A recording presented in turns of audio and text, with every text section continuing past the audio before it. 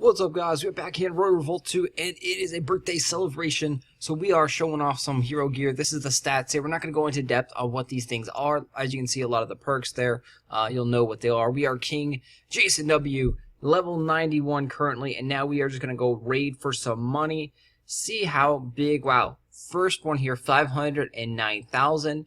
Let's go ahead and attack this one. We're also, I'm loving the insta troops, the donated troops, not only for the fact that they're cool and powerful, but the fact that they have the person's name on them that they gave, that donated to them, donated to you. That is so cool. I really like that feature. It's a really subtle feature, and you'll notice here our monk has 16 seconds to wait, and now we can activate and bring out our monk. And thanks to Ferez321, it looks like.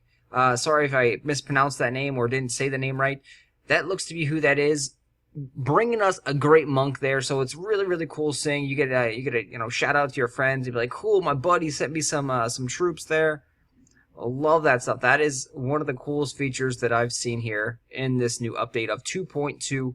There's a lot of stuff to talk about, guys. 2.2 brought and changed a lot of things. You can see now we have access to pretty much 4 different types of troops in a raid. You can also swap it up even more. You can ask for your insta troops to be different. So if you really work together with your alliance and your friends, you can set up different weird combinations. You can actually have multiple different troops. You can like your first guy could be a monk, your second guy could be like a werewolf, your third guy could be a mummy. You can have so many weird different combinations with this insta troops. So you can really come into battle with 5 or 6 different types of units, if necessary, if that's what you want to try and do. It's going to be complicated to do and set that up, but you can do that. Then also all of the new perks that are on the Uber items, thanks to the Uber chests. That is a really big change to the game there. They also changed up the scream icon. There's no longer a scream, it's now a horn. I don't know how I feel about that, guys. I'm really sad the scream icon, the hero face, is gone. So yeah, that's something I don't like. I miss the hero face. And then so much more other stuff we'll get into. 2.2, I think overall was a really good change. They changed up some of the war season, like matchmaking supposedly. We haven't really got a good idea of how that works. We did notice that our alliance has been fairly inactive in the war seasons, and so we got thrown into a war season that had a lot of less active alliances, and it wasn't necessarily all based about fiefdoms. So, of course, fiefdoms still matter and still are important, but the system is learning and getting a better sense of, like, okay, even though you may have 30 fiefdoms, if your alliance really isn't participating, and, even if you have 50 members, but only 20 of them actively attack in the war, they're going to kind of learn these things, and based on history, it will get better over time. There's no perfect matchmaking system. When you have 6 alliances, one alliance will always, be somewhat stronger, and there's always going to be one alliance that's going to be somewhat weaker. It's not going to be possible to actually find a perfect 6 alliance balance. There's, about 200 players there when you are looking into an alliance war on average. Here's 441,000. Let's go take that base on. So there's always going to be differences in the wars, and you just got to try your best. Not stress out too much about the wars. The wars aren't necessarily the most important thing in the game. Honestly, I think the most important thing in the game is to have fun, and it should always be like that. You should always be looking at the game as a fun pastime, nothing too serious and crazy. Especially, people are really upset about the Uber chest, because you can buy a whole bunch of Uber chests and get super powerful, like Uber hero gear, tons of perks, some perks that you can't even get anywhere else in the game, and people are really upset about this because it's pay to win. And it really is pay to win, no question about it. The fact is that they are going to give out some free Uber chests here and there. They're also talking about possibly putting them in the chest cycle, like 1 a week or something like that. That was a suggestion that a forums goer suggested, and they kind of agreed to already. It was like, yeah, we'll throw it in the things maybe like once a week or something in a future update. There also is opportunities to earn free chests supposedly around the voucher system, and also inviting other players will let you like unlock these free chests, because they're nice, but they're not like completely free. You know, some of them are going to be locked, and you're going to have to unlock them with either gems, or you're going to have to, invite a friend to start playing the game and level up some. So there's a couple conditions here and there, but overall, they're giving ways to get hero gear, which is great because you can out-level hero gear fairly quickly in the game, especially with the more EXP boosting events that they're running, and also EXP boost on the hero gear. So having, new ways to get hero gear, and I think the Uber chest, buying the Uber chest from the shop, is actually cheaper than going to the Granny. Granny, you get to select what kind of item you want, and you get to roll and search.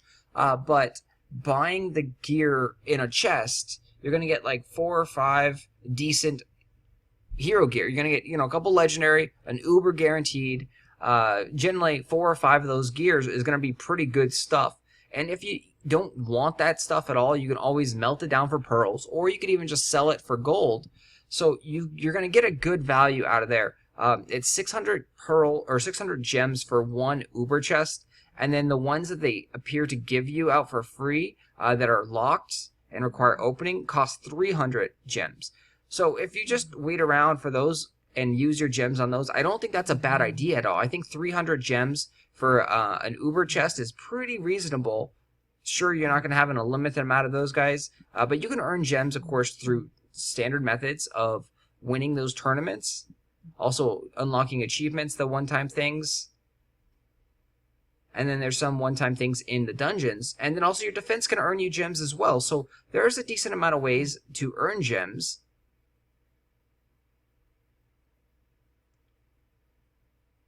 So I do really actually like the Uber chest. We've opened up a total of 15 now, so that's how we have all these Uber gears. We weren't, really upgrading our gear beforehand. We didn't have that much pearls to upgrade, and we didn't really have that many good legendary gear. So we kind of never upgraded it to the Uber status. So you can take any legendary gear up to Uber status by upgrading it, by forging it +3. And then it's going to add an additional perk on there, and it's going to turn it into an Uber item. You'll notice we haven't had to use our monk at all here.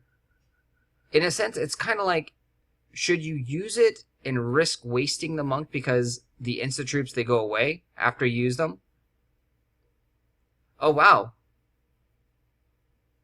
The Frost Dragon is actually working on defense now? But it doesn't really seem like he's doing damage to us. Yeah, I don't think he's really, like, hurting our troops. So I think that's a new feature right there. I don't believe before in any update that the defense could actually get dragon powers. I didn't think that was possible. But it didn't appear like the dragon was even really that strong. That was pretty crazy. So there are so many Frosters there that turned into the big ice dragon. And obviously it cut down some time, the animation there and whatnot, and just the sheer awesomeness of seeing the ice dragon there. The stunning effect of me like, ooh, it's an ice dragon. But yeah, I think that's a new feature right there as well. I think you can actually have, dragons on defense now if they build up enough energy. Maybe energy is actually easier to get, because before, it takes a lot of Frosters to make an ice dragon. And, right there, they powered up and got an ice dragon on defense. That's really cool. So that's something we'll have to test out. Frost dragons, fire dragons, are they easier to make now? Some of the new hero gear, the Uber ones with the perks, boosting up pyromancers and frosters, are supposedly working with their transformations as well. So if you have a perked item that works on pyromancers, when they transform, the dragon is becoming even more powerful. Same thing goes with frosters. So we're seeing people talk about some insane ice dragon, frost dudes crushing things because of these new perks that they got for the froster. So there's a lot of different combinations that are going to be out there now, and it's our job as players to explore and figure out what's cool, what's not, and see how the game has changed, because there are going to be subtle little things that weren't included in the patch notes that have possibly changed.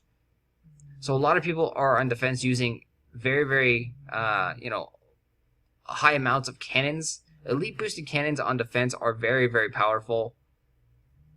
And that's a very kind of common meta right now.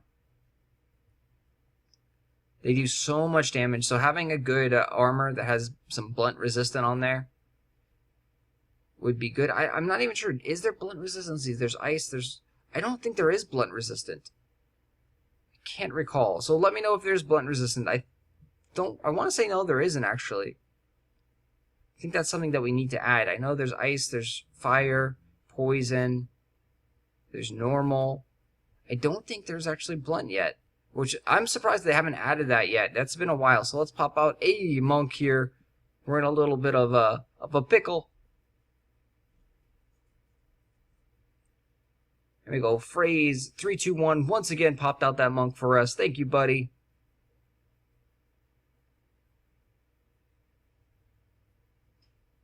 And it's also funny, too, because we haven't been actively really playing Royal Revolt too much, and we've dropped down a lot of trophies in the last week or so. We're now right around the 3,500 range. We were before around 4,000 trophies when we were playing. Our defense by no means is the greatest, but you can just see that offense, I think, has actually picked up and has got a lot stronger in this patch here. So there really wasn't any defensive upgrades. You now are able to use these insta-troops. The insta-troops are an offensive tool. There was nothing noted really in the patch notes saying about defense structures being upgraded or getting stronger or any defense bonuses. So offense, just in general, with that insta-troop got a lot stronger as is. And then also with the Uber gear, your offense is getting stronger as well. More perks, better perks, things like that. More Ubers everywhere. So offensive raids are becoming easier. I know a lot of people are actually talking about this on the forums, and they're saying that, it's too easy, it's mind-numbing, easy now, the offense. But some people are also complaining about defenses and how cannons are just so powerful in defense. So you have both types of people that are complaining about it being too easy to raid, which means they have a lot of good raiding skills, or then you have other people that are complaining about defenses being way too strong with having, a whole bunch of cannons in a defense wave, and that's just crushing you. So maybe the people need to start putting more cannons in their defenses and having it be tougher for the raiders to get through those cannons. It's a funny balance, because to some people it's super easy, some people it's super hard. So we're going to pop out a monk here again, since we are stuck in that corner. And I have a feeling this is a lot of gold, so this base might be a little bit tougher here than what we've been up against. And we also don't want all our guys to die. So we're just going to go ahead and make sure we get that 700,000, because I think this is like a 750,000 loot base. This is an insane amount of gold. There's also the feature that I haven't seen come up very much, but it's supposed to be you're able to double your gold value from a raid. So after some raids, they allow you to double your gold value by watching a short video, which is 15 to 30 seconds. That's really cool. So if you get to a raid that's like 700,000 and then you double it, that's going to be 1.4 million in gold in one raid. That's awesome, guys. But that feature doesn't come up very often. So I don't know what the criteria is to actually, proc that feature. The only time that I've actually seen it come up is when I failed a raid and I got like 250,000 gold. So I failed the raid. They're like, hey, you want to double your gold? You got 250,000. We'll double it to 500,000. And so, I went ahead and did that. Check it out. And yeah, it worked. It worked perfectly fine. But I've never seen it in any other raids. They did highlight the feature saying it is there. So I'm, eagerly awaiting it. Have you guys seen that feature? Does it work very often with you guys? Or is it something that really only happens when you are, on the losing end and you failed to win a raid and they feel bad for you? Like, hey, here you go. We'll double your loot. So, yeah, post down below about that. The other cool feature that is in this patch is the ability to speed up your buildings by watching a video. So right as you build something or upgrade your troops, they're giving you an option to upgrade the production time by, like, I think it's 20% is the exact value. And so if you use it, you don't have to do it right that second, from what I understand. You decrease the time by 20%. So if the building takes like 7 days or something, you're going to chop off a little over a day in the time right there. That's really, really cool. Faster upgrades is always a plus. I do want to say that I think they lowered some of the Alliance Tower cost as well. So you're able to upgrade faster and cheaper now for the Alliance Tower. And I think some other buildings as well got rebalanced. Lots of cool stuff in this update. Post down below what your favorite thing is in the updates. Love to hear from you guys. And I think that's going to do it for us. We're out of bread. We gathered 5.2 million approximately in gold here. So thanks for hanging out with us. Thanks for having a good time. And thanks for all the birthday wishes, guys. I will talk to you guys later.